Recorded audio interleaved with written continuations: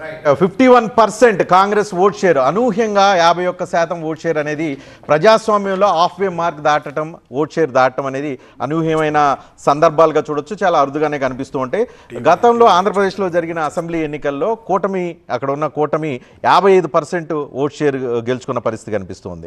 So 50% vote share దాటింది అని అంటే రాజకీయాల్లో, ప్రజాస్వామ్య ఎలక్ట్రల్ పాలిటిక్స్లో అదొక కీలకమైన సందర్భంగా గుర్తించాల్సిన పరిస్థితి కనిపిస్తుంది. పాజిటివిటీ ఎక్కువ ఉంది అనేది క్లియర్ కట్గా అర్థం చేసుకోవచ్చు. ఎందుకనంటే హాఫ్ ఏ మార్క్ దాటం, 35%తో గెలుచుకున్న సీట్లు కూడా ఉంటాయి, 37%తో గెలుచుకున్న సీట్లు ఉంటాయి, 40%తో హాఫ్ వే మార్క్స్ అంటే 50% పైగా ఓట్లు సాధించడం అనేది ఒక పాజిటివ్ సందర్భాన్ని, ఒక పార్టీ పట్ల ప్రజలు సానుకూలంగా ఉన్నారు అనే సంకేతం అనేది మనం చూడాల్సిన పరిస్థితి కనిపిస్తుంది. బాలసుమన్ గారికి అబ్జెక్షన్. ఇక్కడ ఏం జరిగింది రజనీ గారు అంటే స్ట్రైట్ ఫైట్ అయింది between BRS and Congress. MIM వాళ్ళకి అవుట్ రైట్ సపోర్ట్ చేసింది, బీజేపీ వాళ్ళకి సపోర్ట్ చేసింది, సిపిఐ సిపిఎం సపోర్ట్ చేసింది, ఎలక్షన్ కమిషన్ సపోర్ట్ చేసింది, ఇక్కడ పోలీస్ డిపార్ట్మెంట్ సపోర్ట్ చేసింది. ఇంకోటి చాలా ఉప ఎన్నికలు మీరు గమనిస్తే మునుగోడులో కాంగ్రెస్ పార్టీ డిపాజిట్ పోయింది, హుజరాబాద్ లో కాంగ్రెస్ పార్టీ డిపాజిట్ పోయింది. సో చాలా ఉప ఎన్నికల్లో దేశవ్యాప్తంగా ఏం జరుగుతుంది అంటే 1-on-1 అవుతుంది. నేను ఆంధ్రప్రదేశ్ ఎగ్జాంపుల్ చెప్తా.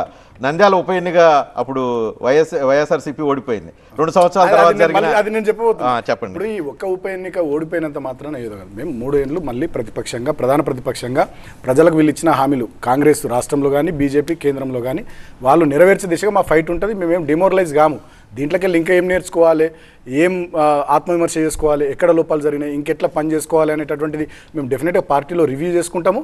ఆ దిశగా ముందుకు మా ప్రయత్నాలు కొనసాగుతాయి. కానీ ఇక్కడ జరిగేది ఏంటంటే తెలంగాణలో మొట్టమొదటిసారి ఒక కొత్త కల్చర్ తీసుకొచ్చారు ఈ ముఖ్యమంత్రి గారు. ఒక గన్ కల్చర్ తీసుకొచ్చారు, రౌడీయిజం, గుండాయిజం, రిగ్గింగ్ కల్చర్ తీసుకొచ్చారు, బోగస్ ఓట్లు తీసుకొచ్చారు. ఇదే మా సోదరుడు దయాకర్ గారు రేవంత్ రెడ్డి ఈ నెల 5వ తారీఖున మాట్లాడిన ఒక కామెంట్ విందాం. ఈ నెల 5వ తారీఖున ప్రచారం సందర్భంగా రేవంత్ రెడ్డి, ముఖ్యమంత్రిగా రేవంత్ రెడ్డి ప్రచారంలో చేసిన ఒక కామెంట్ విందాం. ఒక్క అవకాశం నవీన్ యాదవ్ కి ఇవ్వండి. మీ పిల్లగాడు మీ బస్తీల్లో ఉంటాడు, మీ కష్టాలలో మీకు తోడుగా ఉంటాడు. 30,000 మెజారిటీ ఇవ్వాలి. సిద్ధమేనా? 30,000తో జూబ్లీహిల్స్ లో గెలిచి బీఆర్ఎస్ వాళ్ళ మూతి మీద కొట్టాలి. మీరందరు తయారా? తయారా? తయారా? తయారన్న వాళ్ళందరూ చేయి పైకెత్తులు. జై కాంగ్రెస్. రెడ్డి 30,000 ఓట్ల మెజార్టీ తీసుకురావాలి అని చెప్పని అన్నారు. ఇంచుమించుగా అదే తీసుకెళ్ళేట్టుంది. ఇంకా 3 రౌండ్లు ఉన్నాయి కాబట్టి ఇప్పుడు వస్తున్న పద్ధతి కనుక చూస్తే 3,000 చొప్పున ఏదైతే మెజార్టీ ఉందో అది చూస్తే కరెక్ట్గా 30,000 దాటే అవకాశం అయితే కనిపిస్తుంది. ఆయన అన్నమాట అవుతుందా లేదా అనేది మిగతా 3 రౌండ్లు కంప్లీట్